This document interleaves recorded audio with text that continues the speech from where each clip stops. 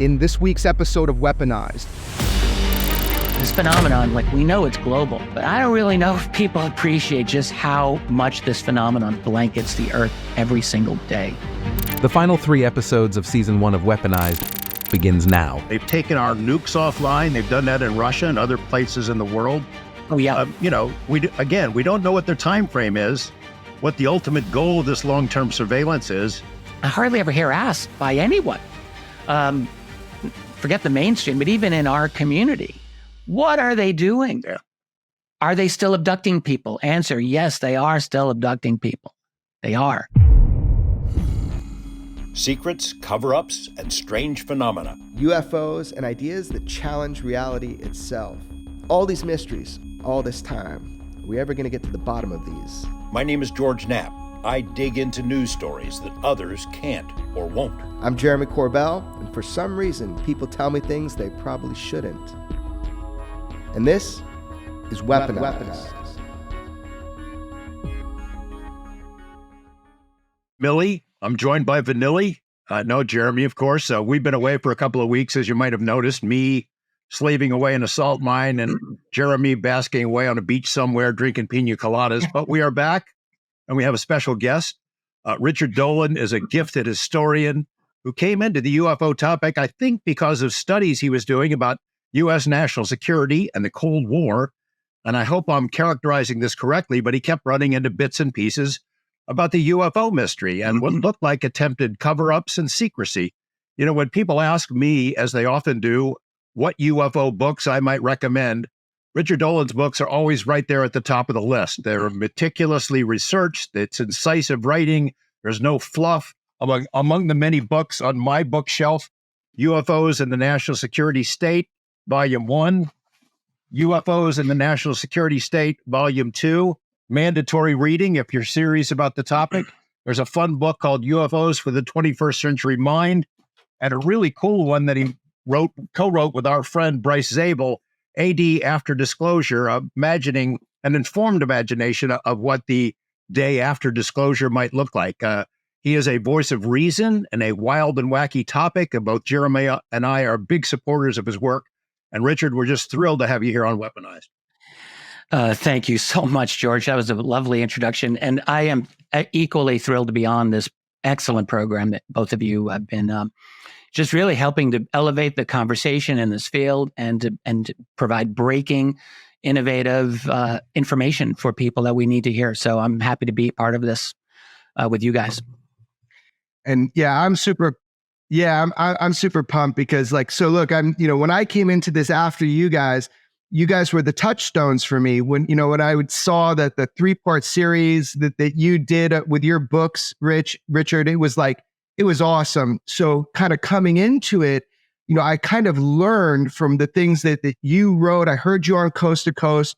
So over that time, we've developed a friendship and a relationship, and I've really respected the way that you've approached the topic over the years. This is a very unique time for us to get together because I've seen now from the trailer, there's a new show coming out. Actually, it's a 3-night event, a 3-part series on Tubi in partnership with TMZ. And it's a really hardcore, hard-hitting documentary series. And there you are talking as, kind of the historian, the historic, the Akashic record for the UFO topic. So my experience with you is that, as I was getting into this, I really looked to your work because I felt like you were a straight shooter with all of it. And so here we are many, many, many years later, and we have this series coming out that you're highly featured in. And I think for people listening, that's coming out tonight. So you can go check that out on Tubi. You've said that the U.S. has intact spacecraft. You said that the government has alien bodies or alien species. Have you seen the spacecraft? What I personally witnessed myself was very disturbing. It has been since the inception of the UFO problem. Nothing to see here. All of that has changed. A multi-decade UAP crash retrieval and reverse engineering program. A genuine disclosure of the UAP UFO subject would be the most earth-shattering thing imaginable. It would be the biggest story in history. The biggest story, period.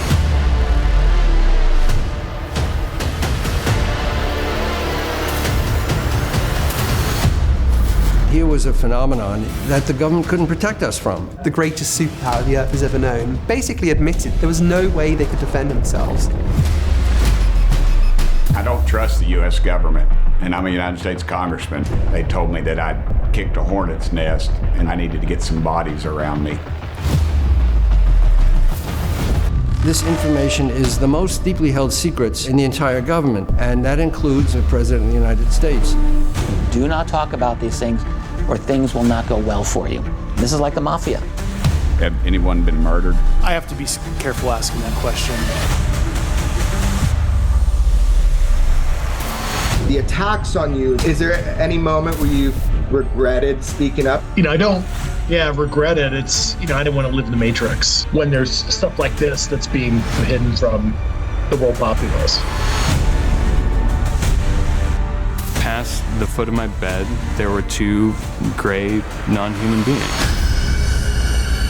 The aerospace defense companies, these are people who understand how to play high-level chess. Somebody's going to walk out of one of these labs with this information and puts it out on the internet before they commit suicide by shooting themselves in the back of the head 5 times. The footage was captured by our military. It's in Iraq. It was treated with just spectacular secrecy. Just be careful. Don't step on the wrong toes. So I've got a still image of something that I have learned to be called the chandelier UAP. Does that ring a bell to you? It does. Do you think Chuck Schumer would put forward an amendment about UAPs and disclosure, putting the reputation of the entire Senate at risk with the upcoming election? I mean, I don't know how much more one needs. This subject is a problem. It's a problem they can't control. I know for a matter of fact that the UFO topic is considered more important at a higher level of security than weapons of mass destruction. This is potentially world-conquering information, technology that can change the course of mankind.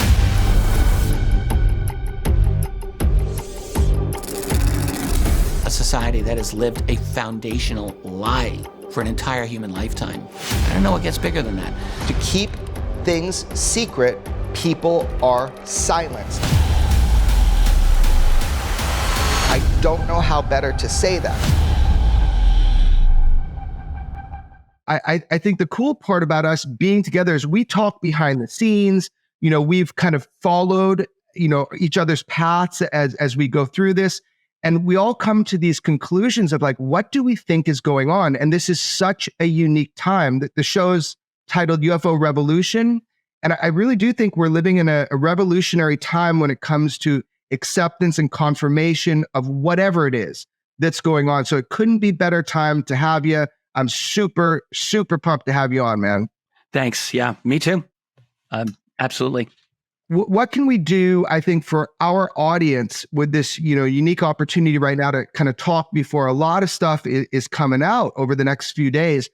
What is it we can do? I was thinking your historical look, we need a historian right now. We need somebody to say, look, we've been here, but this is a unique moment. So I think I'd love to open with just talking with you about what do you see is going on right now today that is different than what's been going on for the last couple decades or further in the UFO field? Why is it different today with everything that's happened over the last 12 months?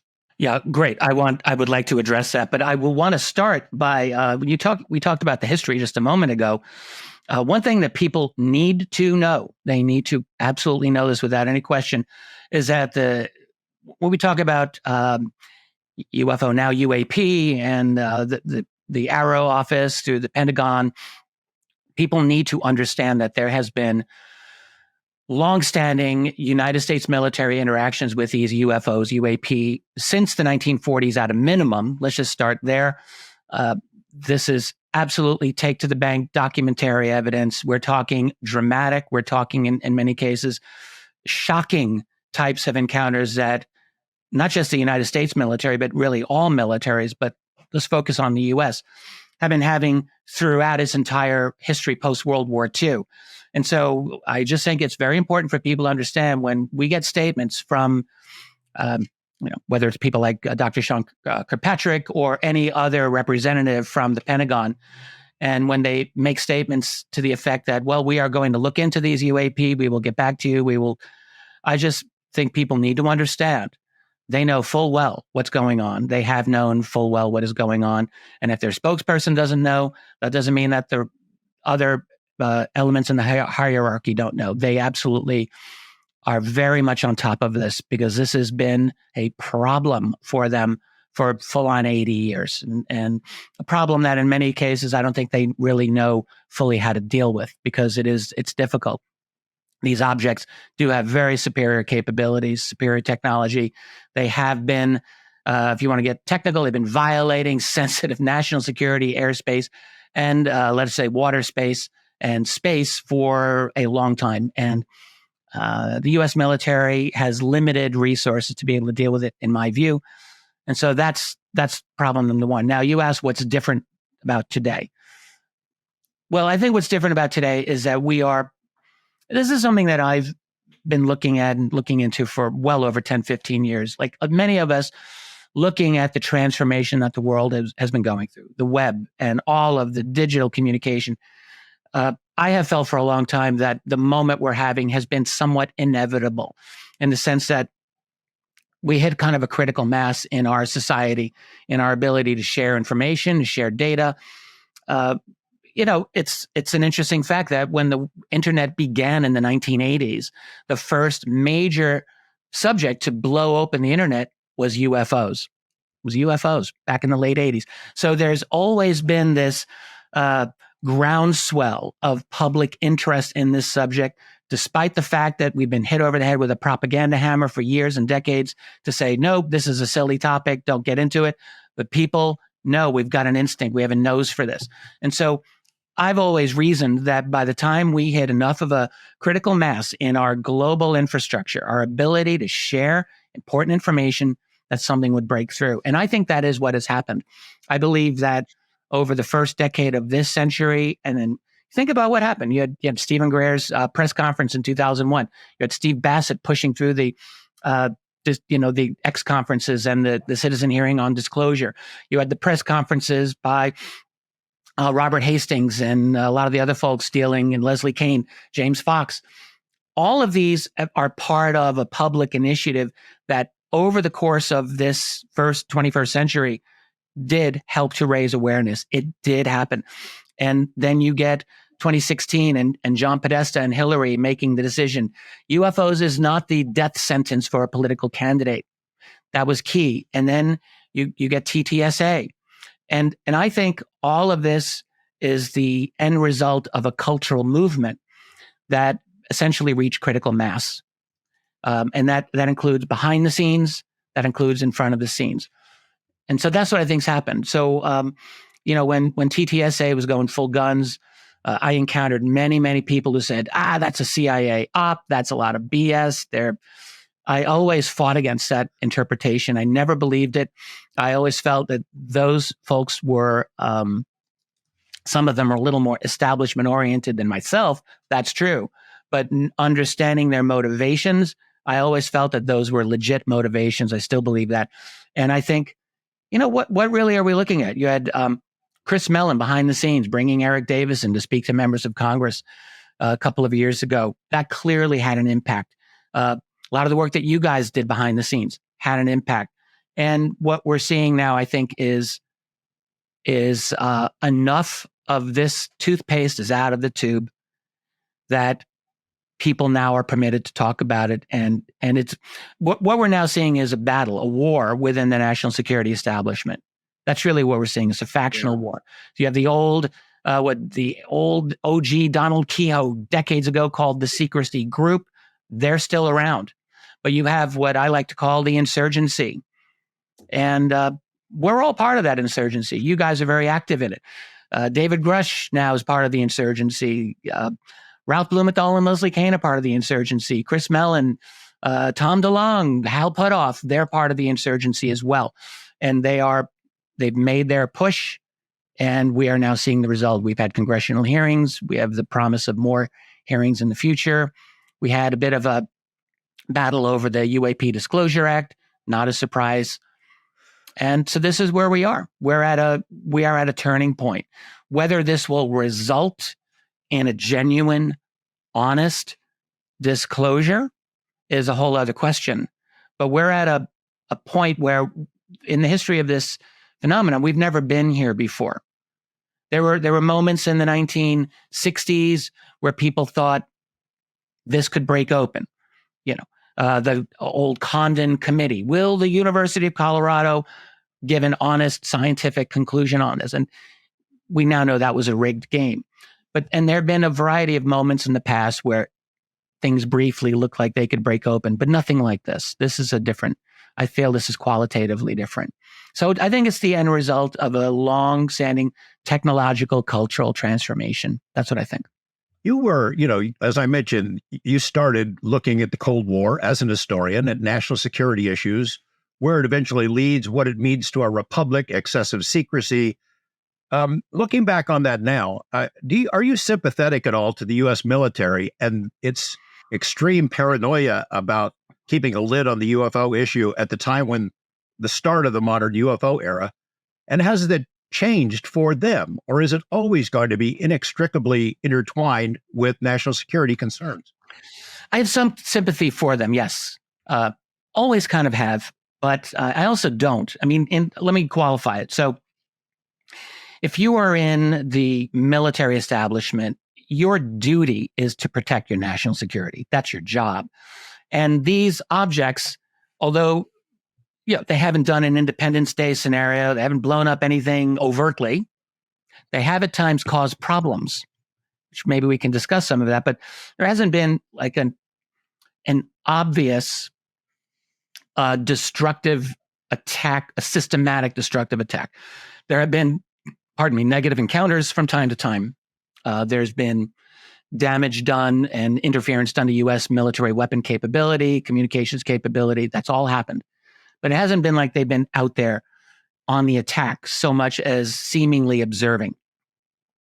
So on that basis, ordinary people might just think, well, they're not doing anything dangerous. But if you're in the military, you cannot accept that.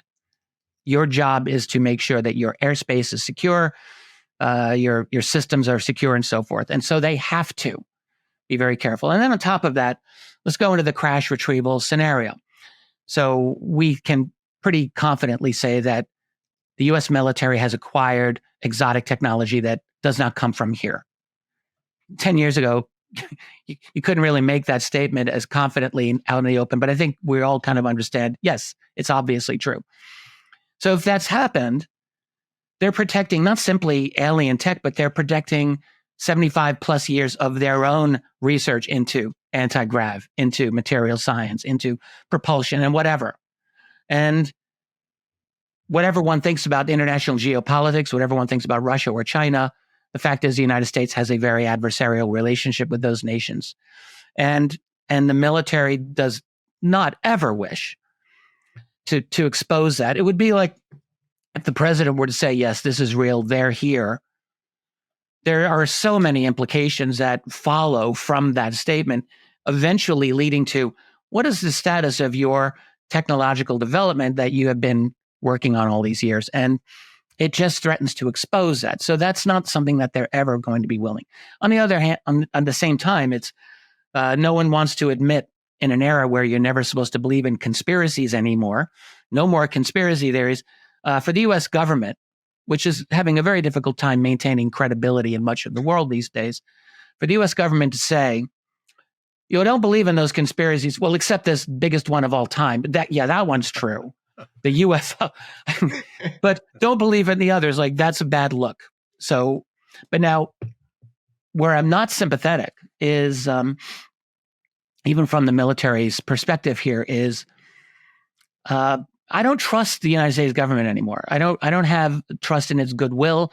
I don't have trust in its desire to do good in the world.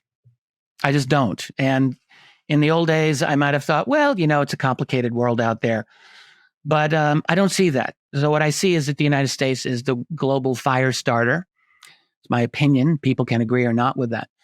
And so I don't really have a lot of sympathy for the secrecy being maintained by a system that I actually have come to feel is malign, malignant, rather than neutral, which is maybe what I might have thought in the past. So my sympathy level's gone way down on that basis. I'll say one more thing, Jeremy, then you can take it from there. In the early days, when I got started, what hooked me were the reports, the memos, the confidential things, the paperwork that went back and forth within the Pentagon, where they were very candid with each other about the legitimacy of this mystery and why it could represent a threat. And, that was long before FOIA, before they ever thought any of this paperwork would ever be seen. Now they're pretty good at hiding stuff now that FOIA is the law of the land, but that's what hooked me. And I wonder if that is what hooked you as well. What you were reading back then that got you down this path. Yeah, that is exactly what hooked me, George.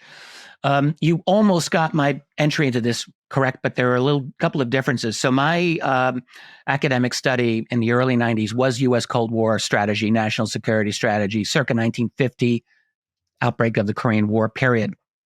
And had nothing to do with UFOs. But I saw a copy of Tim Good's classic book, Above Top Secret, at a bookstore in the very early 90s. And I thought, wow, subtitles are what caught my eye. It was the Worldwide UFO Coverup. That was the subtitle of that. Very classic book. And I recalled flipping through the book, recognizing many of the names from my own academic work, recognizing, of course, many of the departments that he had in there. But he placed everything within a UFO cover-up context.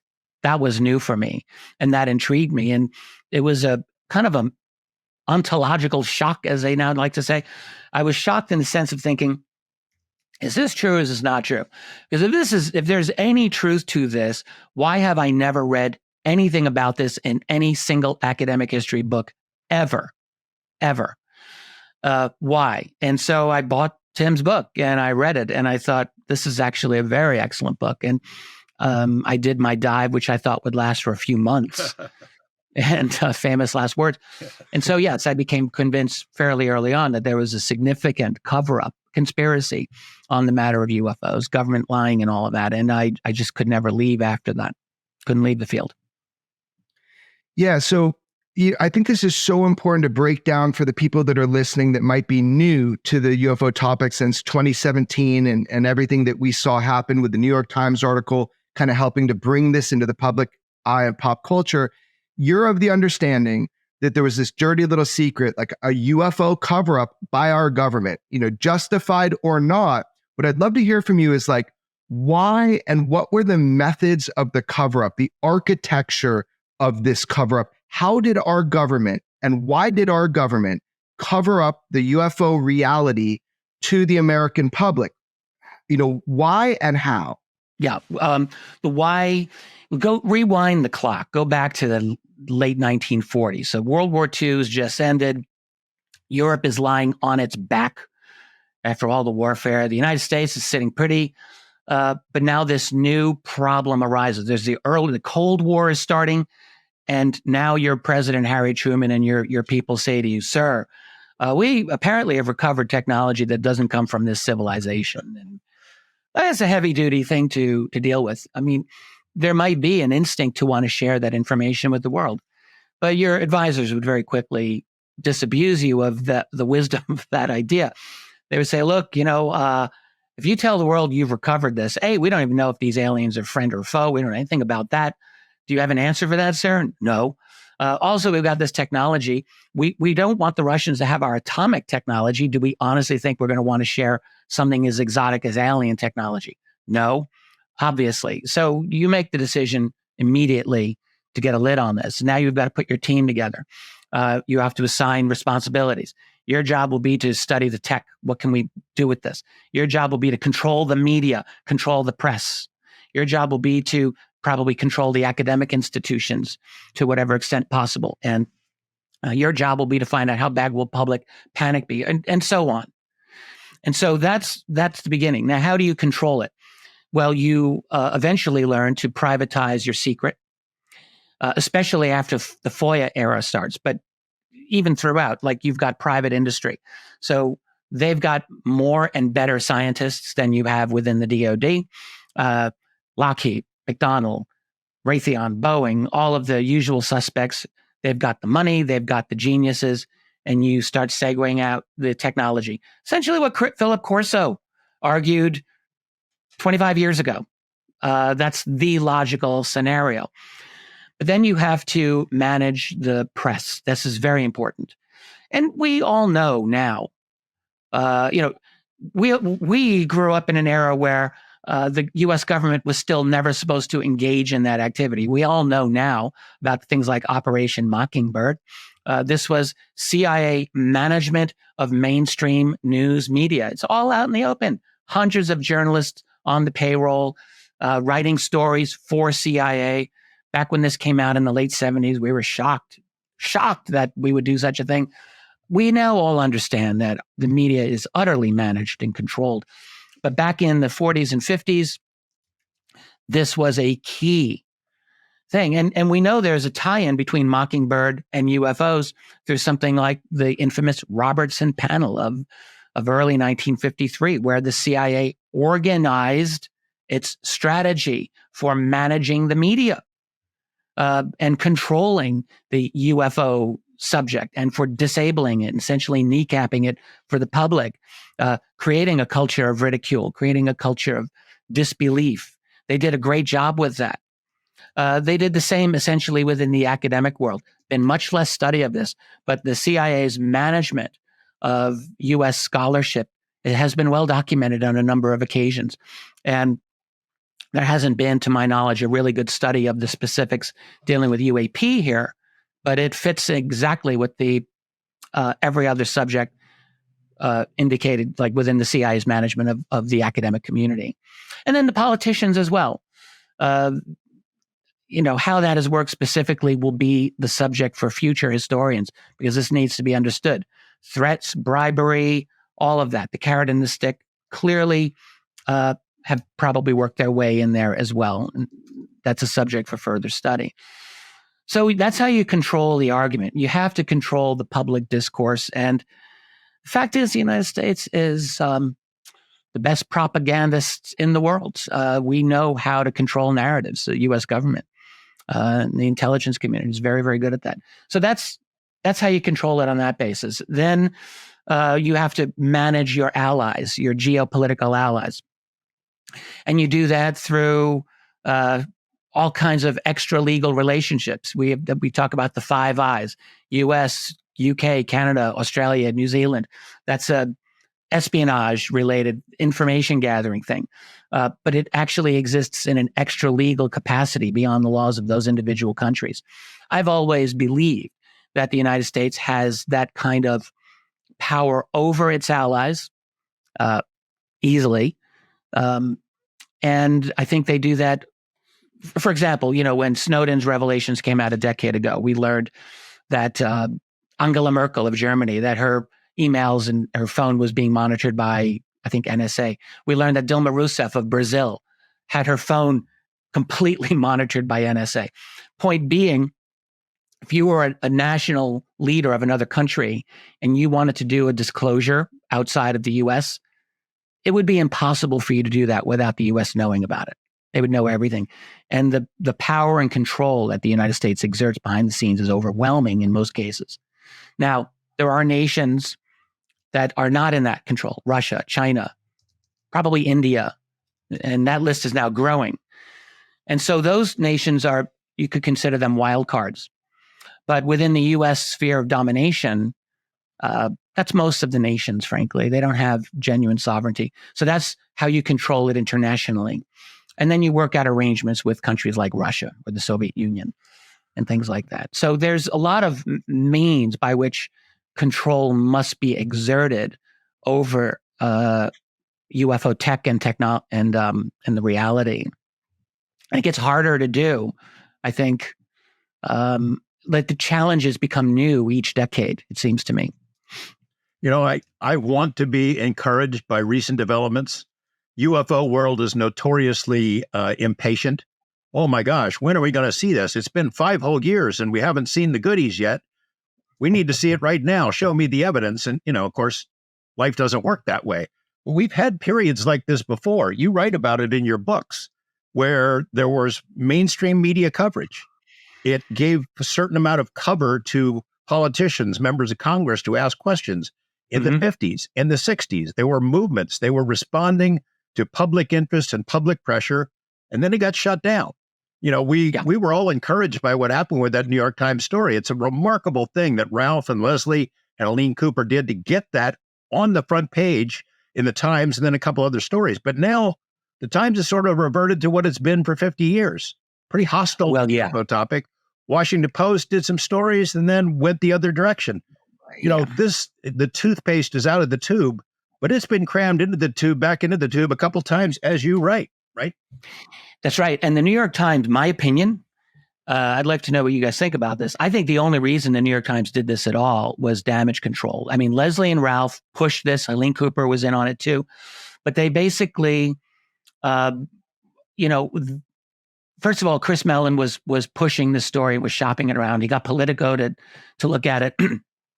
I don't know all of the machinations behind the scenes with the New York Times, but my assumption has always been Leslie and Ralph pushed this story. They were sympathetic to it, and they were able to get it approved probably because the New York Times realized this is coming out. TTSA was brand new. You had Elizondo, who was starting to talk. The ATIP program was going to come out. I think it was inevitable. The Tic Tac UFO encounter was very likely going to come out. This was happening. And so if you're the New York Times editorial management, you might be thinking, okay, we're going to do this because we're going to manage this story. And if you read particularly the ATIP story, where they announced that, oh yes, the Pentagon has been studying UFOs all this time, they brought in some gratuitous skeptical comments, one by James Oberg and one by, I think, some Yale astronomer, neither of which were relevant whatsoever. But this is the New York Times. I have no doubt this was not Leslie or Ralph's decision here, guaranteed. New York Times said, we're going to bring some skeptical voices in here. So they were always playing that game. Now, all of the New York Times articles that are worth anything on this, as far as I could tell, were written by Leslie and Ralph. And I don't think they had any decent coverage by any of their other journalists. And the last story that Leslie and Ralph did for the Times was back in 2020. They haven't done anything. So I think that their policy is still deep state playing defense for the secrecy group. And the Washington Post is essentially a CIA publication to begin with. So I don't think that they were ever really genuinely pushing this. I think that their editorial management policies are still very much on the side of secrecy. I don't see them as allies. I think part of the attraction for the Times editors might have been, hey, this is a Harry Reid boondoggle. We can give him a shot in the ribs with this thing. Looks like he got $22 million for one of his campaign buddies, and that was part of the attraction. The Missing Times, I'm sure you've read that book by Terry Hansen, sort of the history of the New York Times attitude toward UFOs. It's pretty terrific. Yeah. Jeremy, you want to jump in? Yeah, I just love for our audience, because what I hear a lot is, show me now. Everybody's so demanding what's going on, but there's been a long path to get here. So, there were moments where we were, I guess, close to confirmation or some sort of what you'd call disclosure prior to this moment. I just want to know, are you optimistic with where we are now, and how specifically is this moment different from a historical perspective? Well, are we close? So I've wondered about this a lot. So what would constitute a disclosure moment? And I've asked myself this, and I keep coming back down to one person as the president of the United States. I can't really think of another. I mean, you could say Xi Jinping or Vladimir Putin could do it. They would have, but even could they get away with it in the face of a global media that's still dominated by the United States? I don't know. It might be difficult to ignore, but it's the United States president, whoever that is. It doesn't even matter who the person is, has to make the statement. And so I wonder, like for 2024, will President Joe Biden actually make a disclosure statement. And I don't see that as very likely whatsoever. I don't, unless as a campaign thing, like if he is actually going to run, I mean, it seems like he's running unopposed in his own party, that could change. But if he's actually going to run and he's behind on the polls, would he bring up the UFO issue? I have wondered. I don't see it as likely, because I just feel like there's too much pressure on the establishment side of it, on the national security side of it, to allow for that to happen. It would, I think, what the best chance for things to break open, in my opinion, it would be another round of congressional hearings. I might have thought if the UAP Disclosure Act had gotten passed in its original pristine form, but that was a long shot to begin with. But now that that's not the case, I would say congressional hearings are a real possibility. I mean, I only hear rumors. You guys probably even hear more than that, but I keep hearing that there are people every bit as explosive as David Grush. I believe that. And if they are to come before Congress to speak, could that have an effect? And I would think, yeah, it could have an effect. That could cause a real problem. So that's the real wild card. Yeah, I mean, there's definitely two things going on, and we can, speak from direct knowledge, is that there are people coming forward through a process, not necessarily straight to Arrow, but there's a process not going to Arrow, where people are coming forward with direct firsthand knowledge and understanding program names, current employment in these, what they call, NHI technology programs. Like, that is a fact. You can take that to the bank. Now, is that going to be put out publicly? So that's what I'm kind of interested in with you is, are you optimistic from what you're seeing that we are in a different moment and that we really do have a chance to come clean with the American public about this? I don't know what it will take either. I don't know if it'll take a president saying it. I don't know if it's going to take a whistleblower leaking something directly, but I think leaks will play a role in this. But my question to you is, like, are you optimistic from what you're seeing? Are we close to be, coming clean with the American global public about the reality UFOs? I'm going to say no. I don't think so. I think that the United States government is honestly incapable of coming clean on almost anything that I can think. And I don't mean to say that for laughs. It's true, though. The United States government has never talked about this subject in good faith ever. Right. Not ever. And, so what would it take? The only thing that it would take would be for utterly explosive testimony to come out. But actually, think about it. Grush's testimony last July was explosive. If I were to go back 10 years ago and envision a man like David Grush speaking to Congress, saying the things he did back in 2013, I would have thought that's disclosure right there. There's no way that anyone can argue against this. It's a done deal. It's all going to come out. And yet it hasn't. You still have the U.S. government's not saying anything. The establishment media is not doing any follow-up that's worth anything here, really. You got some independent media, but the big players, they're really not. There was, before he left Fox, there was Tucker Carlson. He was really the one, from what I can see, major top-level mainstream voice that was willing to give this subject the time of day, and he's not there anymore. So there's no one at Fox, there's no one in the rest of the mainstream media in the highest levels that is really willing to push this issue in an intelligent way. They all do their work for the national security state. This is my take on it. So I don't know what's whoever does the hearing, whoever does testimony is going to have some serious bona fides and some really confirmable factual data.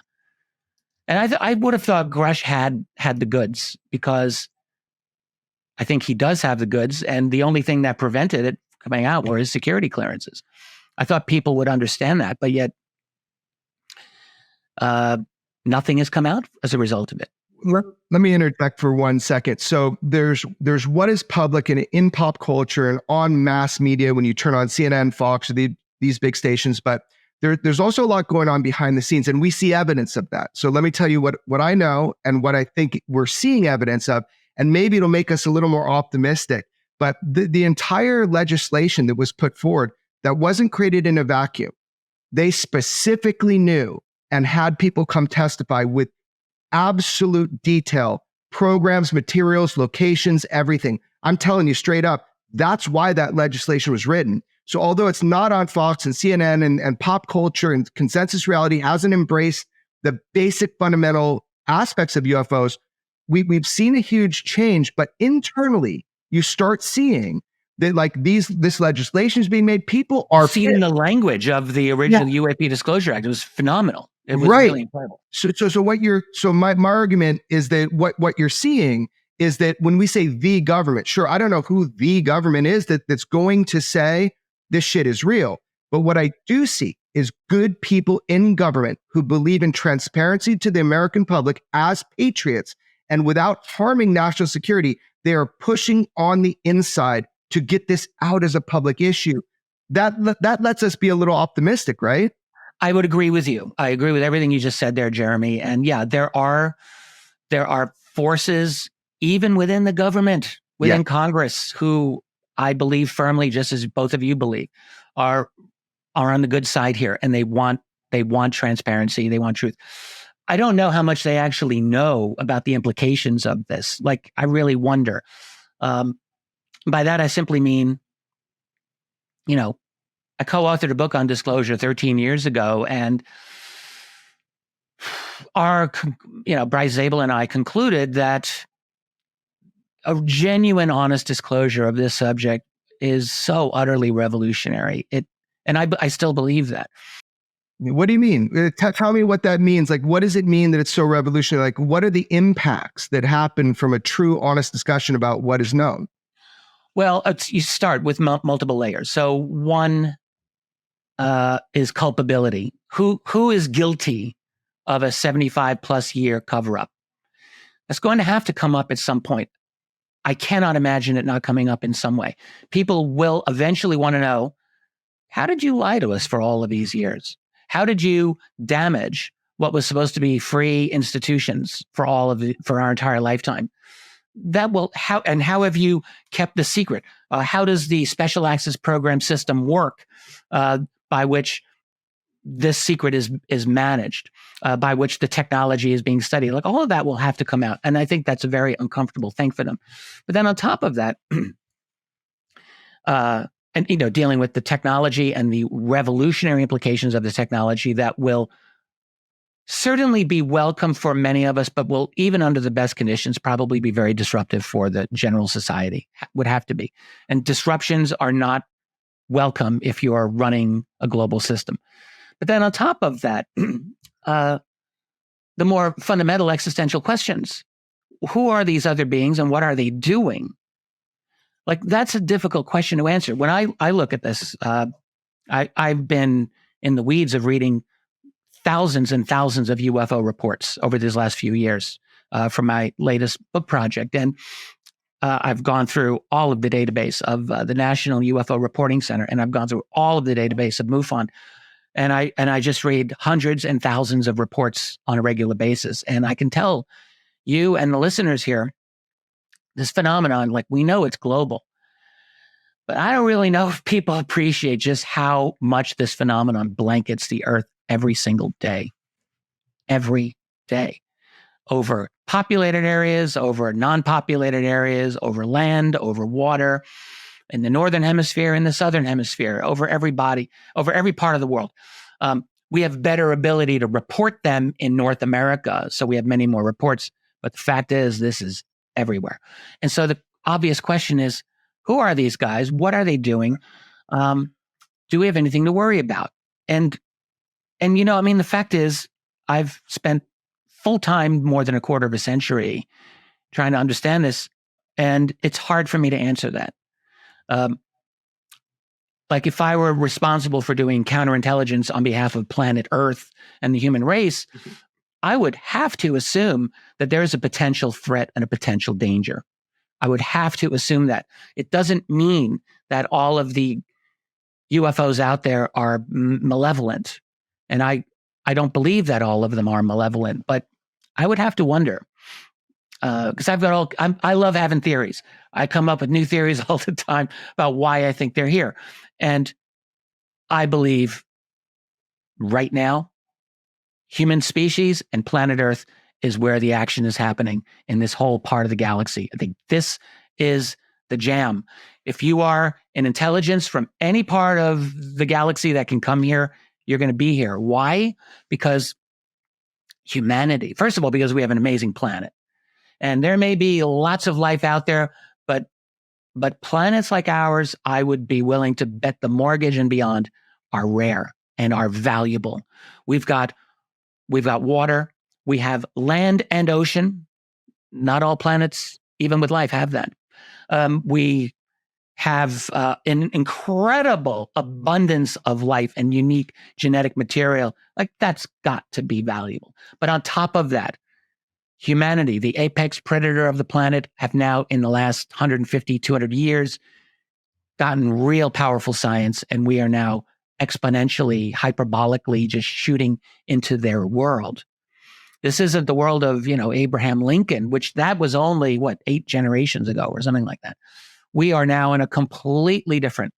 We've got advanced AI, we've got genetic engineering, we're in transhumanism, a 24/7 digital surveillance control system that's unlike anything that's ever existed, information management that is orders of magnitude beyond anything that we could have imagined. So we are transforming now. And I personally believe that other intelligences have probably been monitoring this, and they now realize, okay, this group right here, they are now to be watched very carefully because they're now able to do things. They got nuclear weapons. They got all these other things. So I think we've brought in a lot of observers.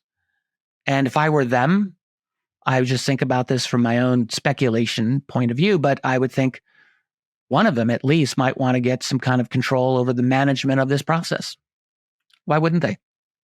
If I were them, that's what I would want to do.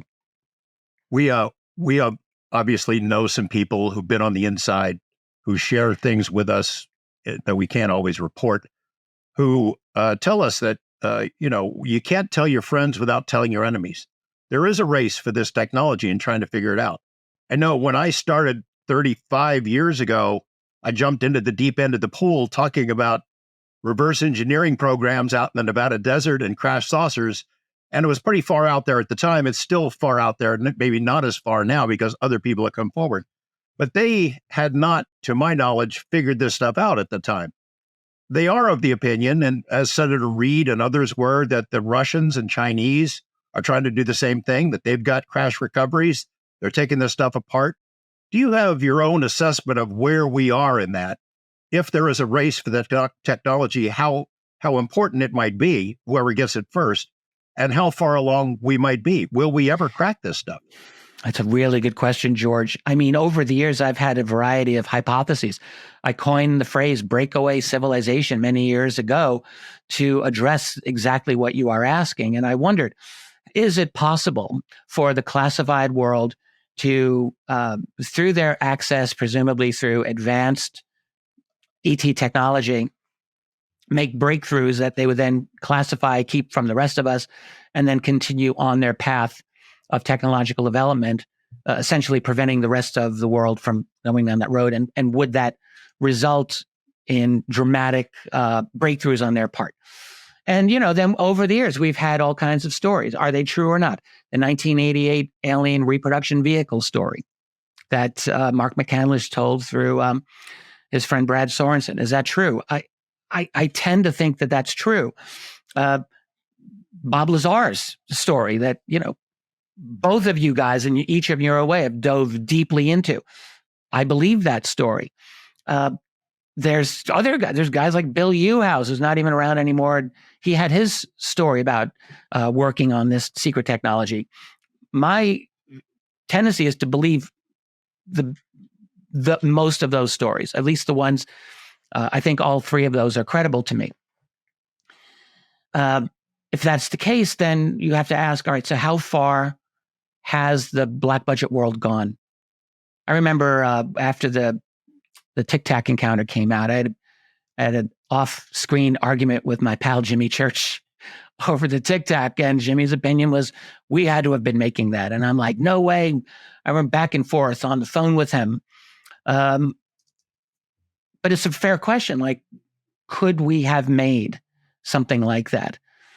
And I guess I would say, in theory, we have the ability to make some pretty advanced craft using very likely some revolutionary science. But the fact is, when I get right down to it, when I look at the long history of the U.S. military's interactions with these objects, I think that most of these interactions are by objects that do not come from our society.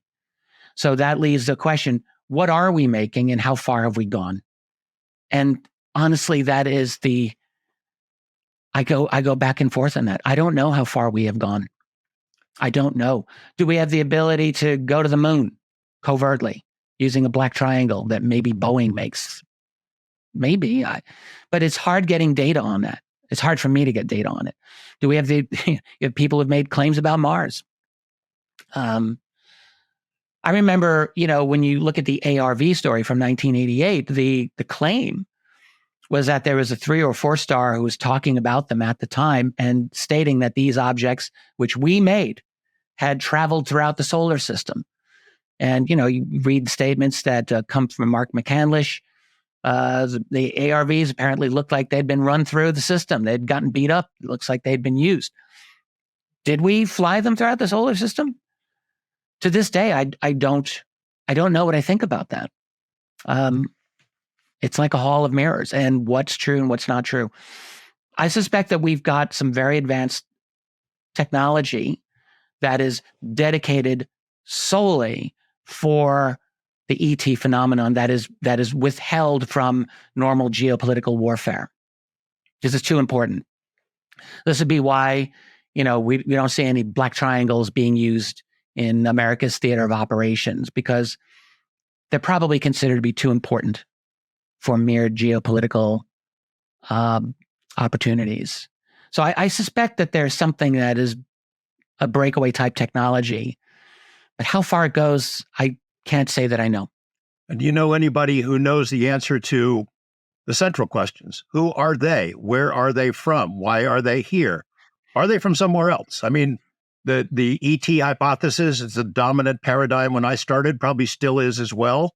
It's not the only suggestion of what this non-human intelligence might be. But I don't know anybody who really knows the answer to any of that. I'm not sure there's anybody who knows. I don't either. Not anyone who's really convinced me that they really know. There's lots of people out there. I'm sure there'll be comments below. They know what the answer is, but I have not met anyone who actually convinced me that they know for sure. I have strongly suspected that there's a genuine ET component to this. It's not, they may have the ability to play with dimensions in ways that we don't understand. By that, I simply mean space and time. Of late, I've just been getting into some interesting conversations, often with my wife, sometimes with other folks, about time. And time is a absolutely fascinating thing that our common sense doesn't really quite give us the truth about. I believe that. So I think that other civilizations have developed the ability to manage time in ways that we don't quite understand. That gives the appearance of them being interdimensional. But I suspect that they are from another planet, another world like we are from. And for the record, I tend to think now that might be one reason why the oceans of this planet are very attractive for them. They are kind of a form of insulation from whether it's solar radiation or temperature fluctuations or who knows what else. It's actually, if you got enough technology to manage down there, it could be a very attractive option. But does anyone know? No, I don't know anyone who really absolutely knows that I've talked to. Yeah, I mean, I guess the question would be, sorry. Well, yeah, I guess the question would be, can you trust them? Who the communications that we may or may not have had with what we're calling the visitors, can you trust those communications? Because what you're seeing as a historian is, and let's talk about the oceans and water, but what you're seeing is you're seeing a sort of observational programming that is clear. It's a durational, long-term, non-interference many times, but I suspect you have cases that show true intervention with humankind. So I guess the question is, was this the plan all along? Was it to help us develop into some technological kind of beacon for an intergalactic society? What really was the purpose of this observation or this intervention program? But the big question is, can we trust them? Can we trust, and who are they? Are there multiple? Can we trust it, what we think we know? Yeah, you ask a lot of good questions there. So first of all, what do I trust? I trust one thing, and I trust my judgment. That's about all I can trust. So when I try to ask myself, what do I think these other beings are? The best thing that I can go on is my own personal judgment. I study the cases, as many cases as I can study. And at this point, I've studied many countless thousands of them. So I think I have a good understanding of how the interactions that people have with UFOs tend to be. I tend to think they are physical, very physical. There are instances in which sometimes they can wink in or wink out of someone's field of vision, but most of the time they don't do that. They travel, just like physical objects travel, using very advanced means. So my judgment is that they are from another physical place. That's what I think. Doesn't mean, again, that they can't be manipulating space-time in some way. You asked a couple of other really good questions there, Jeremy. You said, can we trust them? Oh, and you also asked, like, are they here as a way to kind of maybe guide us into a greater society?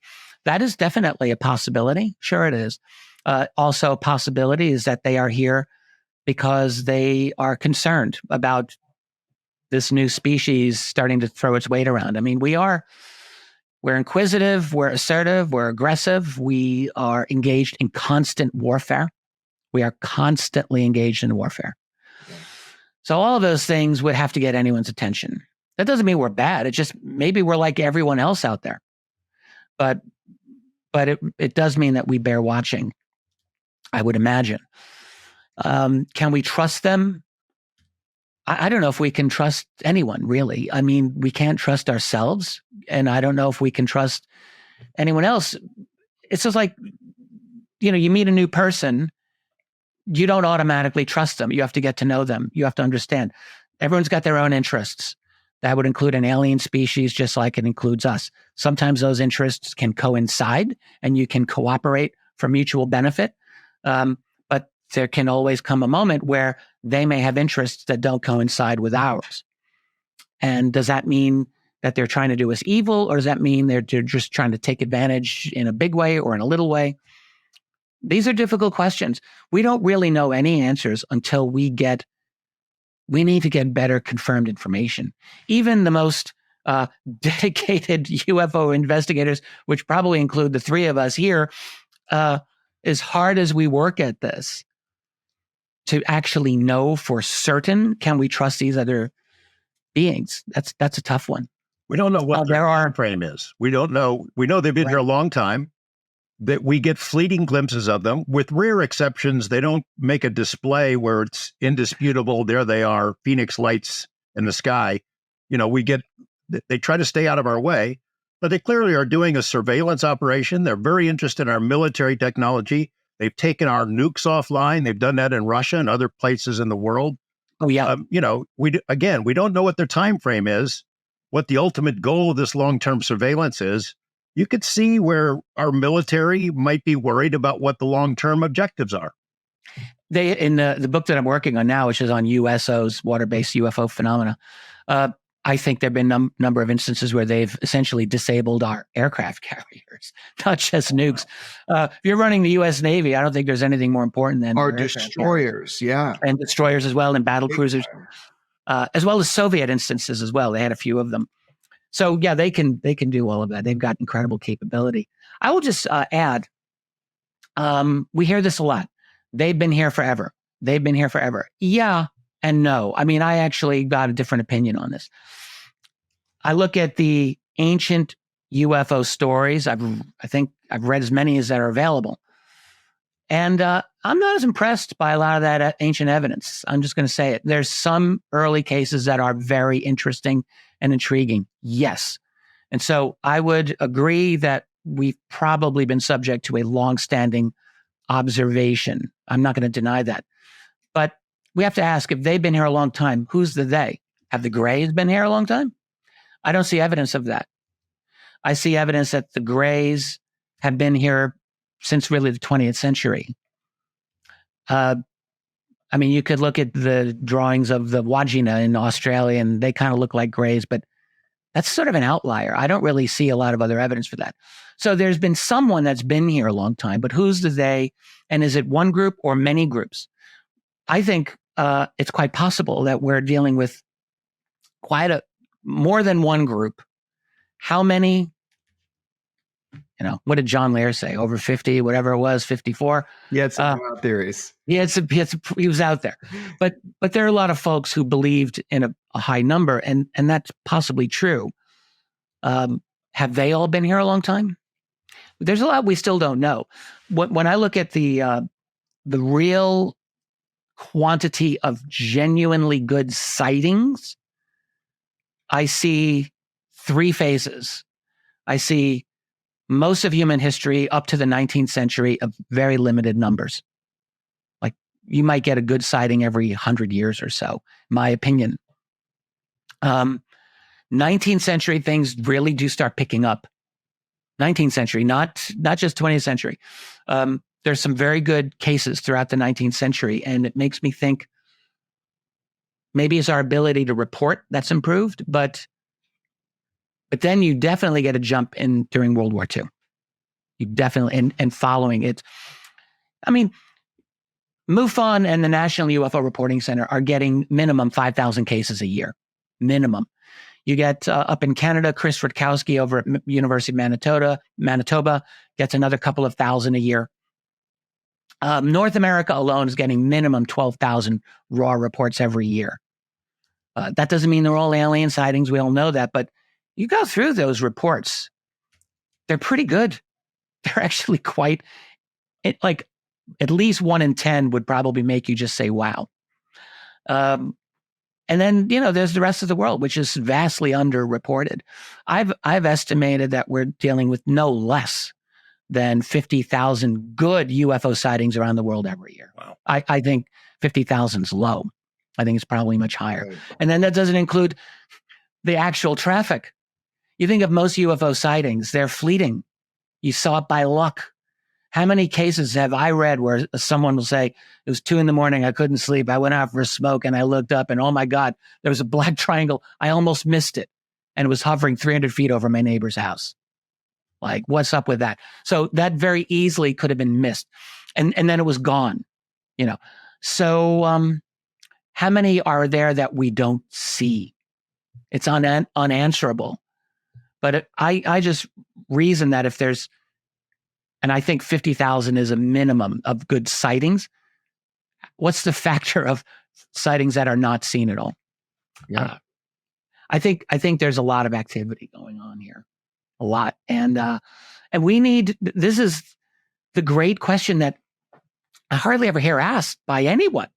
Forget the mainstream, but even in our community, what are they doing? Yeah. Are they still abducting people? Answer, yes, they are still abducting people. They are.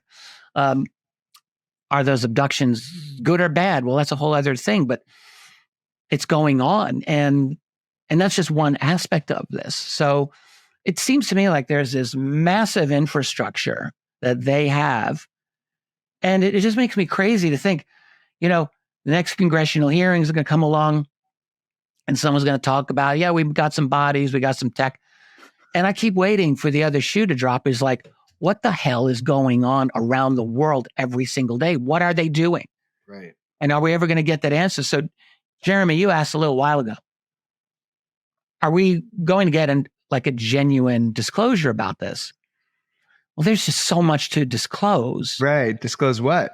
And so I don't think we're going to get a full one on this. And in fact, well, I'm talking too much. I know I'm your guest, but I'm talking way too much. No, you're right. No. I think that we're in an era where, I mean, look, the title of this is you have revolution in the title of this show. Yeah. And that's interesting because that's very much what I believe we are in right now. We are in a global revolution, top-down directed international revolution beyond UAP. It's the whole thing. We saw it with COVID, complete, unified messaging globally over from social distancing to everything else. And as if each of those national governments were the same government. That's not by accident. And we're seeing now a complete digital transformation of our world, digital control over people, digital currencies are happening soon. That'll be a lot of fun. Essentially a 24/7 minority report surveillance state is happening, and that's transforming human society. And so that's called totalitarianism. That's the future, unless we do something to stop it. That's the tendency. That's the trend. Totalitarian. And so if that continues, we have to ask, can you have a genuine UAP disclosure within a global totalitarian system? That's really the question that I ask. I don't have an answer to that yet. We've been thrilled to get an advanced glimpse of your next project. We've been hinting about it, USOs. Why did you focus on that? How far back does it go? What's the quality of the evidence that you've accumulated so far? Yeah, thanks for asking. Yeah, I was very happy to send both of you an advanced copy of my book. It's not done. I've added to it since I've sent you guys a PDF, but it's quite long, and it's the longest book I've ever written. I got into it a little less than 2 years ago. I have a website, richarddolanmembers.com. Got a great, phenomenal community there. Brilliant people. We interact all the time. And someone asked me to deal with a particular case that took place in Adak Island, Alaska, on the Aleutians back in 1945. A famous case, kind of. So I did an exposition of that sighting, and I think maybe just looking at where Adak Island is on the map of the world, it's pretty remote. So in the Northern Pacific, you're just not going to go there for a vacation. But yet here you've got a ship that encountered a craft that appeared to come out of the water. And I thought, wow. So I wanted to look in some other USO cases. And I just started to ask myself, what are the sources on this? Like, who's actually done the work? There was one researcher, no longer with us, unfortunately, Carl Feint, who I did know Carl, who did great work on this subject. He was interested generally in the interaction of UFOs with water, including some transmedium cases, but not exclusively. So Carl wrote a book, which is a great book. He had a website, which I don't know if it's available anymore. It is and it isn't. But he collected a bunch of cases. So I went through that. And I thought, wow, there's some good ones here. And then I started going through the National UFO Reporting Center. And now I'm going through the full MUFON database and a bunch of others. So the question is, what's the quality of the evidence? And I have to say, these are different from reading FOIA reports. These are not, by and large, these are not U.S. government declassified documents that you can say, okay, the government authenticates this. No, that's not the case. 99% of them, let's say, are witness testimony. And, every time I read a new case, I have to read it. I have to decide, like, yes or no. Is this good enough or is this not good enough? I've excluded many, many cases that I believe are probably true, but don't have enough for us to work with. And so I've just left them out of the book. Many of them are U.S. military cases. A large number of cases that I've got in this book are from former U.S. Navy guys. Many. And a typical way in which you'd get it would be someone would write to, whether it's to National UFO Reporting Center or George Filer, who I love. George, still going. George is still going. And they'll say, well, I was in the Navy 25 years ago and this happened. And I can't really give much about my identity. I still have to be careful, but I was aboard the USS John F. Kennedy in 1971 or the USS FDR, whenever. And this is what happened. And this is what I have to go on. But I've elected to include these. I think they need to be included.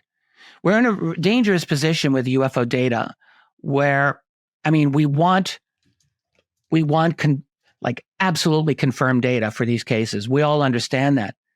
But the reality is, this is a phenomenon that does not always allow for that. It's just, it doesn't. And so then we have to decide, do we therefore ignore all of that evidence? Do we really want to do that? I think, no, we don't. Remember last year when Sean Kirkpatrick was speaking to the Senate subcommittee on the Arrow office, and the mantra was, we need data. We need good confirmed data. And I found that really annoying. I found that extremely annoying. Yeah, we want data. Of course we do. Everyone wants data. But one form of data is called the human eyeball. Like, human beings evolved with binocular vision that works really well for us. And it's not perfect, we all know, but it's pretty damn good. And it's gotten us where we are. And when you have consistent witness testimony that presents a identifiable pattern, which this does, I feel it is irresponsible not to use it, because they're telling us a very important part of the story. So the cases that I've collected for this study on USOs, I haven't done a count of it, but it's at least 500-600 specific cases that I've got in there. It sounds like a lot. It's actually not a lot. Good USO transmedium cases are probably 1% of 1% of genuine UFO reports, I think. So they're hard to find, but they're a valuable subset, and that's what I really focused on. So the really good ones go back, for me, the earliest one that I think I include as a genuine USO happened in 1717 off the coast of Martinique in the Caribbean. It was a French ship. It's a short little entry in the captain's journal at the time, and he just said it was at night, and there was an object that was either sticking out of the water a couple of feet or hovering above the water a couple of feet. He wasn't sure, but he was sure that it was pacing his ship for a short while. And I think I like that report because he wasn't trying to interpret it in any way. He was just being descriptive. The really good cases start in the 19th century for USOs, in my view. Prior to the 18th century, you've got a couple of claims. But the thing is, here's the reason that I don't love a lot of ancient UFO stories. A lot of them are just totally fake. They're obviously fake when I read them. And I say this because we have to understand the culture of those societies at the time. And I mean, I just have to say, most people who look at those old sightings don't really appreciate that. You have, religious warfare ripping Europe in half for several centuries in the 15th and 16th, 17th centuries. That factors into a lot of these sightings. You had the fact that people were constantly looking for portents and signs in the sky to interpret, typically in a spiritual or religious way. Sea serpents. Yeah, well, and how about this? Mermaids. Yeah. Oh, man. Sightings of mermaids. Some of them are pretty detailed. I'm thinking, made me uncomfortable. Some of these mermaid reports that I have read from like 200 years ago, a lot of them in Ireland and Scotland, I'm like, this guy is a really good bullshit artist because I can't understand. Or lonely. Very lonely. Yeah, I was going to say it's a bunch of lonely sailors out at sea, man. Come on. But there's a few that are so detailed. I have to wonder, what's going on here? Most of them are not that detailed. But I guess my point is there's a lot of unreliable reporting from early periods that we just have to take into account. Having said that, there's some very interesting cases, not just from Europe, but also Japan and China. They recorded they have some of the best ones. The Chinese and Japanese have, in my view, when I look at the ancient sightings, the ones that make me most persuaded that they're seeing something legit. I'm getting a little off track. As far as with USO cases, I haven't seen any that I thought were really persuasive prior to the 1800s. But a lot of them from the mid-19th century onward, quite a few. And when you get into the 20th century, it's like, good Lord, there's so many. And all pre-Kenneth Arnold, pre-1947, pre-Roswell. A lot of good ones, really good ones. I honestly, the research was beyond fascinating. It was more like mind-blowing for me. Yeah. I mean, I had no idea it was that incredible. USOs, the idea of, UFOs, transmedium going from space to air to sea with absolute inertial impunity. This is so important right now because we're talking about the technology. And if, like the Fermi paradox, like, where is everybody? Well, the idea that maybe for a long time on every planet, they could be in a similar environment if there's liquid water as far as pressure and heat being under the water. So it's kind of a very pertinent moment, especially because what we've been hearing over the last number of years, that you're tackling this. So I am excited to read that book because I'm sure you've dug into and got the most relevant cases and really compiled that for us. So I'm pumped to read it. It's cool. I got the beginning. I can't wait to hold a physical book of it. So George, I got like so many things I want to talk with Richard about, but in this moment, I got 3 burning questions. Do you got something right now that you want to? Go for it. Okay. So these are a little bit, random, but something I wanted to talk with you about. Get your opinion on, man. You know how this is a conversation I've been having with a lot of people right now, big picture stuff. We have heard through a lot of people that with the UFO thing, that we're considered containers. And this is like killed me. What does this mean? Container of what? Have you heard this before, that in the UFO lore that we're containers? What do you make of that? Containers of what? What does that mean? Well, I don't actually know if the first instance of that coming out was through Bob Lazar. I'm not sure, but it's. I know in Linda Moulton Howe's work that phrase came up, and I know of a couple of other instances that seem to be independent where it's come up. I believe now. I mean, this is a. I can't say that I can prove this. No, this is just because I'm curious what you think, man, because this is just having the convo with friends, I personally have a belief in a soul. I believe in that. I believe that I have a soul. I believe that you guys have souls. I believe that we all have a soul. And I don't know if I always believed that, but I think I believe that now. In fact, I'm pretty sure I believe that now. And we tend to think in our society, we think of spiritual things with an ethical component, because we have the Judeo-Christian tradition where there is a very strong ethical orientation to spirituality. But what if there's a society that has spiritual technology, but doesn't necessarily have the same ethics about spirituality that we might have?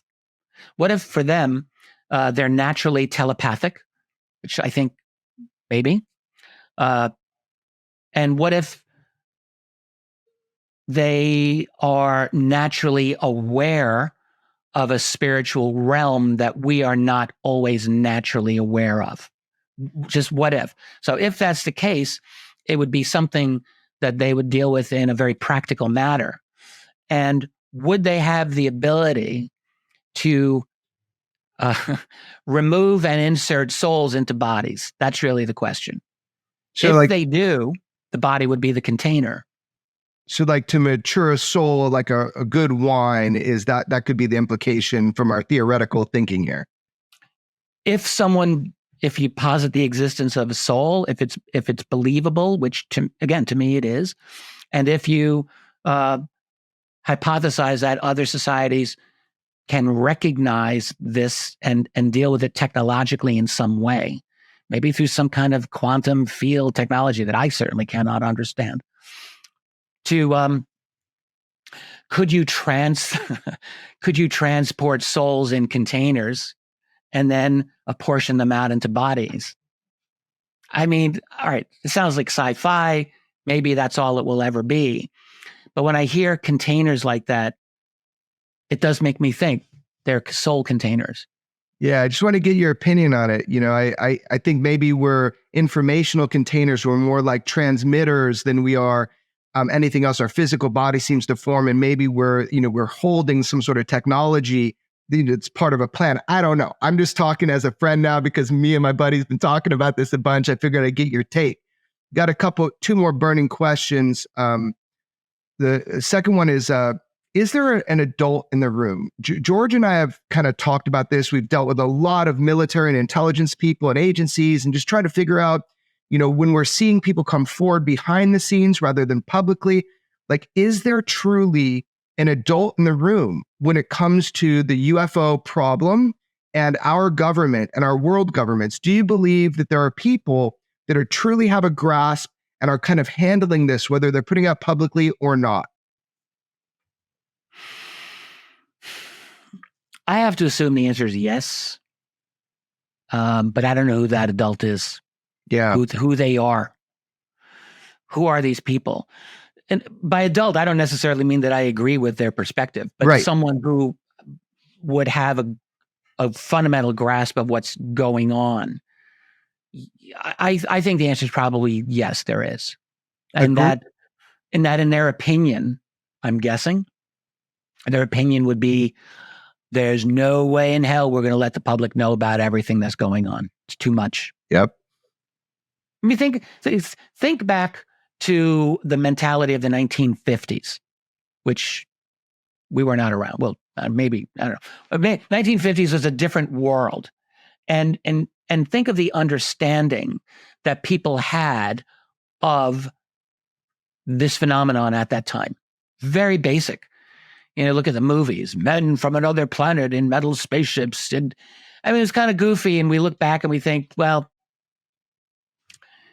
there was no sense of the high strangeness. There was no sense of quantum anything. There was no sense of particular ways of warping space-time to propulsion. They didn't have that and that was only just a couple of generations ago. So could that generation, adults of the 1950s, could they have really been dipped into the real full reality of what's going on? Probably not. What makes us think that we can? Are we probably have a more sophisticated grasp than they did, but how much more? Maybe a little bit more.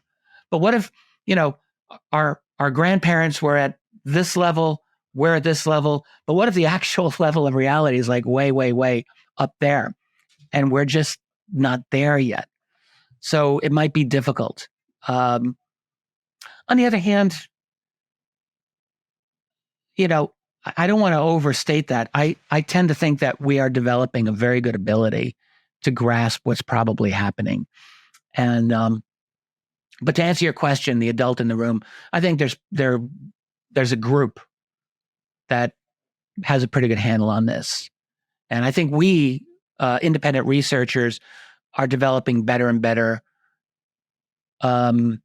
sources of data and better analysis of what is going on. So I think we're up to this. We're up to understanding this. Maybe not 100% of it, but I think we can understand most of it. George, what do you think, man? After everything we've been through in the last couple of years, is there an adult in the room? I think there's a controlling interest, at least a human body that tries to manage this stuff. Doesn't always do a great job. The real controllers are them. They are the architects of the secrecy. If they wanted to land on the White House lawn or do something, some kind of a indisputable demonstration, they probably could. I'd like to be optimistic about what comes next. We're at this point in our history. It's a unique period in some ways, but it's been here before. Congress, there are members of Congress who are interested. Most of them don't seem to give a rat's butt about it. And something always comes along for Congress that takes their attention away. This could go away. As you write in your books, Richard, it's happened before.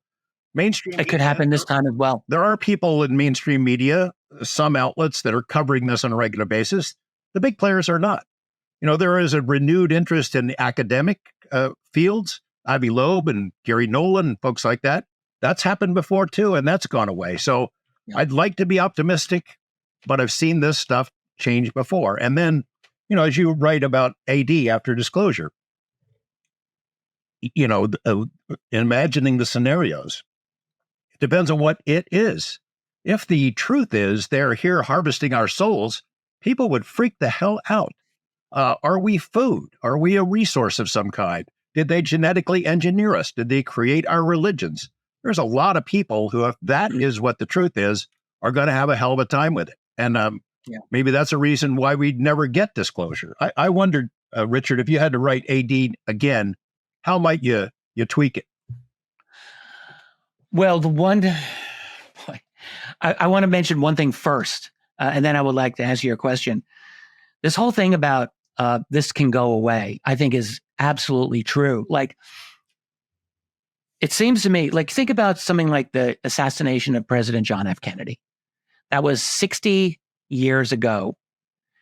And you think about it, almost every person in the world knows that that president was killed in a conspiracy, probably by the CIA. Let's just get real. And yet, despite that, there is no official acknowledgement of that as such. And if you were they didn't just kill Kennedy, by the way, they killed all the people connected to that. There was a whole series of murders that took place in the aftermath of that, and they got away with it. And we kind of know that happened, but there is no repercussions. And as far as our official truth is concerned, you have talking heads out there saying, well, yeah, there may have been a conspiracy, but we just don't know. And you know what? The people who did that deed, they're quite happy. They don't care. They don't care that we know. All they care about is that there's no culpability to them. They're fine. And it's the same with UAP. It's the same. So we had David Grush last summer just rock our world with unbelievable statements. And where are we? Really, we're not in any big different place. And if this gets dragged out, and let's say we have more hearings with more astonishing testimony, does that mean there's going to be anything followed up there? It could be exactly the same space as the JFK assassination, where the world kind of knows this is true, and yet there's no confirmation, and we're right where we are. And how long can that be extended? How long? Could it be extended for 5 years, 10, 50 years? I wonder. I think the folks playing defense now, they're never going to give up the game. They're never going to walk away from the table and say, "Oh, you got us. Here's all the secrets." That's right. I just cannot believe that. They're going to fight tooth and nail every inch of the way. They'll give up what they have to. They'll pretend to share this secret or that secret, and they'll keep the family jewels far back. So to answer your other question, what would I do differently about after disclosure? I feel that we did a really good job at being like a think tank and visualizing how could disclosure happen, and then once it happened, how would it rock our world? The one thing that I feel would have to be different is the manner in which disclosure actually happened. One thing I could not have foreseen, I don't think anyone foresaw, because we wrote that book back in 2010, it was a while ago. I assumed that there would be an instant avalanche moment. So you would have a major revelation that would happen, and that would just cause everyone to pile on, and there would be an admission. It would be impossible to deny, and the government would say, "Yep, it's true." And that has not happened. What we've had instead is a very, very controlled narrative through the establishment. And it's been now 6 years, since that first, if in 2010, if I had had a vision of the New York Times article from 2017, which announced ATIP and which gave up the Nimitz encounter. I would have thought back in 2010, that's disclosure. That would cause the avalanche. And the avalanche did not happen. It has not yet happened. But what we have seen instead is a slow motion car crash, maybe. And so I think the avalanche moment can still happen. But what I did not foresee was the excellent ability of the national security apparatus to manage this situation. And one of the things that happened between then and now, or between 2010 and 2017, was much greater control over big tech, much greater control over like Twitter and Facebook and YouTube. Not that has stopped the flow of information, but it's helped slow things down. The internet's not quite the Wild West that we envisioned it as a number of years ago. So I think what we've seen is a slow, inexorable, greater levels of control over public discourse. And I think that might be the deciding factor. I think that's why we're seeing this. It's like a drip. It's controlled. And how long can that be dragged out is the real great question. Yeah, I've got one last, but George, so I want to end where I ask both of you a question. So you got something right now burning? Go ahead. So look, it is not rare for me to be the only optimist in a room, right? So I'm very optimistic. I hear what you guys are saying, but the establishment has tried, to control the emerging UAP narrative. They're having trouble with it. This truly, in my perspective, is a UFO revolution. I have seen this because of the threats and intimidation from recent revelations that both George and I have seen, as well as other people that we know. So I know that there may be an adult in the room, but our democratic ability to instantaneously transmit information, specifically through leaks and that kind of thing, people are frustrated and coming forward. We might not get everything all away, right away, but I am optimistic, and I do heed your guys' warning. I do heed it, that this can go the other direction. But I think if we keep pushing and we keep focused on this of getting more information and breaking through this sound barrier, I think we're closer than ever in our historic record.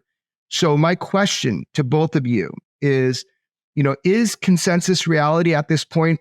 Are we kind of caught up, or are we catching up in popular culture to the UFO reality? And can we handle whatever that truth is? Can society handle it? All right, well, I guess I'll go first.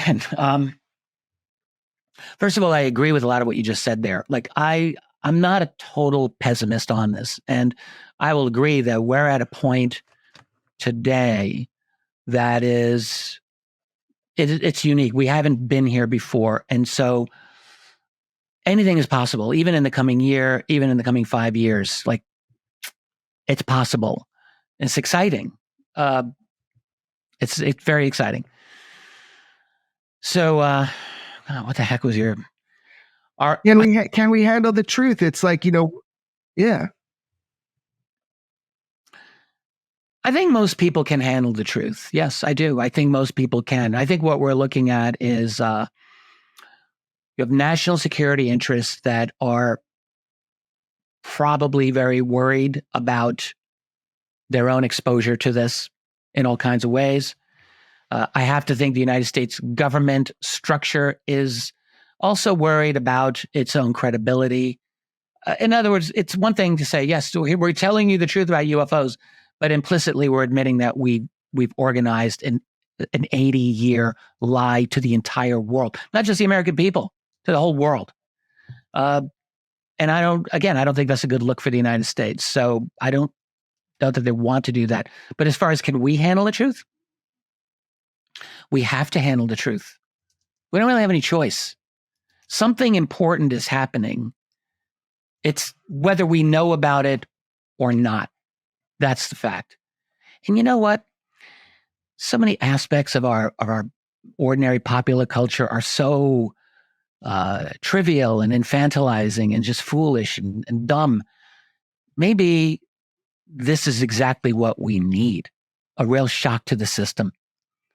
I wondered about this when I did After Disclosure. It was like you have this existential moment where you realize, oh my dear God, this is true. And you have to wonder, would many of us wonder, there's this highly sophisticated, intelligent group that's here, and will we start to ask, have I just been wasting my life? Have I been dealing with trivial nonsense when there's this important issue? And I think a lot of people would think that. It would be like a wake-up call. It's probably the single most powerful potential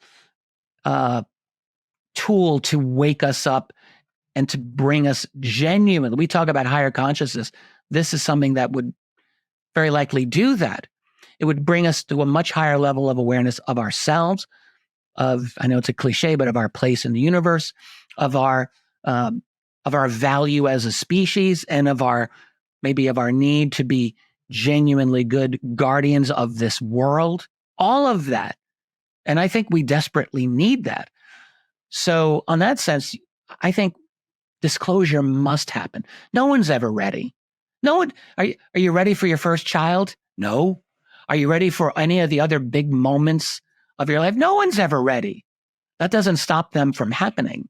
And I think disclosure is exactly the same. It's like, we're never really going to be ready. It's going to happen, and like more than half of our relatives will probably freak out for like a week. People will be running in circles, pulling their hair out of their head. But then you know what? You still have a job. You still got things to do. You still got your kids. You still have a life. People you have no choice but to deal. And I think if we learn to deal, it's probably a good thing for us. So that's what I would say on that. You know, humanity can roll with the punches. We've seen some really horrible things. The Holocaust, good gosh, coming out of World War II, the horror of that war, and then atomic weapons and the threat of nuclear annihilation, millions of people dead in the Holocaust. We learned to adjust, and we'd probably adjust to this too, depending on what it is, though. I mean, less than a year ago, we had the U.S. military making these astonishing announcements. Hey, we've just shot down UFOs. I mean, they did turn out to be some balloons, some of them. The other ones, we're not quite sure what they were. People looked at those stories for a couple of days and, oh gosh, when's that Barbie movie coming out? And then they go back to their jobs. There's always something more pressing in our personal lives. There's always something more pressing for Congress. But again, it boils down to what it is, the ultimate truth, what is revealed, how we handle it. And I suspect there's some fairly exotic and frightening possibilities that have been discussed that a lot of people would have trouble with. That said, I think about Jacques Vallée and his control system. The suggestion that they are the architects of the secrecy, and they have been able to manipulate human affairs on a mass scale. I don't know if that's an active effort on their part, but if so, and if, as Richard says, we are drifting toward authoritarianism globally, and I don't talk about this much, but it sure seems like that's where we're going, not just drifting, but racing toward it. If there is a control system and they call the shots on a global scale, is this what they want for us? Because it seems like disclosure becomes a hell of a lot harder when that's the system that governs our planet, and we're headed that way. We're headed that way. So on my website, I think 2 years ago, I wrote an article. It was titled "Are Aliens Totalitarian?" Oh, I might have done that as a YouTube thing, and I think definitely some of them have to be. I think they must be. When you think about like a hive mind, which we hear about all the time, and then, I mean, I don't know how much time I love talking with you guys. So, as I said, I love throwing out theories. I have a theory that we are, as a species, moving into what I now call the fourth stage of humanity. And by that, I simply mean, in our long history, we had hundreds of thousands of years, millions really, as hunters and gatherers. 10,000 years ago, basically, we start developing agriculture and domesticating animals. That's phase 2. That's a great phase. That gives you cities. That gives you the Roman Empire and all this other cool stuff. And then phase 3, we discover science a couple of hundred years ago. It creates a completely different form of human social organization, a completely different kind of cosmology and way of understanding the world. We were all born into that. But I think we're moving into a 4th stage, which is kind of hyper science. It's, we're talking digital control of everything. It's transhumanism. It's strong AI. Like, where is that going to lead? And all of these other things that are happening all at once that are clearly changing us. I now believe that we very probably have gotten a boost in our tech development from some acquisition of ET tech. Yeah. But I also think that the path we're on is a kind of inexorable, inevitable path. And maybe that ET tech sped things up by a century or two, but we would have gone there anyway. We would have gotten to our integrated circuits and we'd have gone to AI.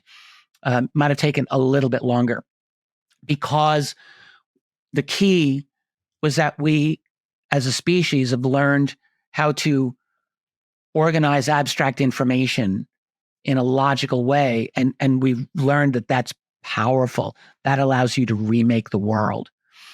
So as we've gone through this stage, we are adapting to the environments that we have created for ourselves. That's really what it is. Like, this human species is going through this transformation in reaction to, because every species has to adapt to its environment. You adapt or you don't survive. We have created our new environment. That's the crazy thing. And now we are forcing ourselves to adapt. How do we adapt? Very possibly it's in a totalitarian manner. That is, we've got so much digital tech that goes around the world. It's transnational.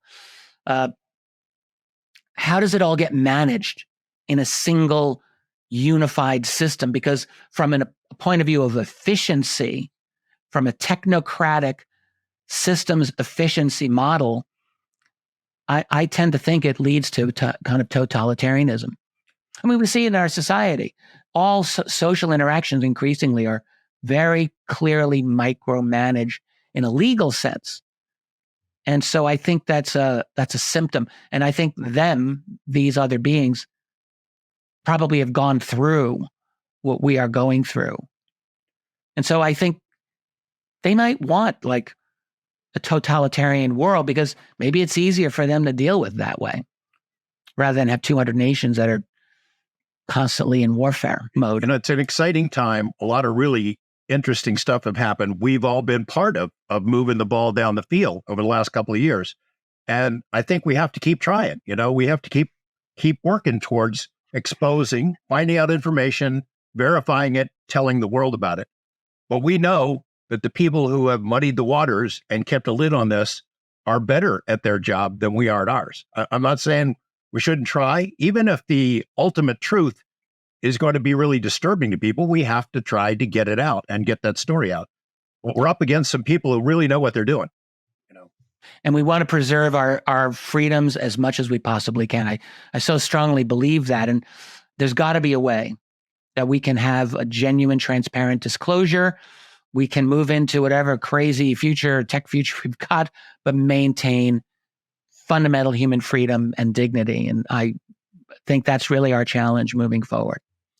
Well, yeah, listen, man, I really appreciate you coming on. I was so excited that as we're doing this show, so when people are listening, so tonight starts the 3-day event on Tubi called UFO Revolution. So it's the perfect title for what we're talking about. So I encourage everybody, there's a lot of ideas people get of a series just from seeing a trailer. Watch the series. It's free to everybody. Click a link, 9th, 10th, and 11th. Richard, you are featured. So I've been able to see it. You're featured prominently. I think it's going to help move the ball forward. George and I are going to throw some big punches there. We like UFO grenades. We like to get information out as hardcore as we can. So I'm just excited and thank you for joining us, man. We need to do this again and we will do it soon. So the moment you drop that USO book, I think we need to let people know about it. So thank you so much for being here, Richard. It has been such a pleasure talking with both of you. Very happy to be here. Thank you both, gentlemen. Thanks, Richard. Maybe that USO book has to be volume 1, volume 2. I don't want you to cut out any pages. It actually will be. Okay. I can't publish it in what it's too much. Excellent. So everything will be published simultaneously when it's out, and it will be in 2024. I'm shooting for May. Getting it illustrated. I got a bunch of appendices to write and a lot of other things, but it's moving along. I'm excited about it. I'm very excited about this project. So I'm glad I could send an early version to both of you. Thanks, Where's Richard. the best? Yeah, thank you. Where's the best place people can find you, Richard? I got a YouTube channel. Richard Dolan Intelligent Disclosure is my channel. It's easy to find. My website where I do most of my work is richarddolanmembers.com. It's a members-based site, but there's a lot of free pages, a lot of free material there, a lot of stuff there. You can just go check it out. Thank you so much. If you search my name, I think you'll find it. It's ID Official, Intelligent Disclosure Official. I've got a Twitter presence. Excellent. Thanks, Richard. Thank you.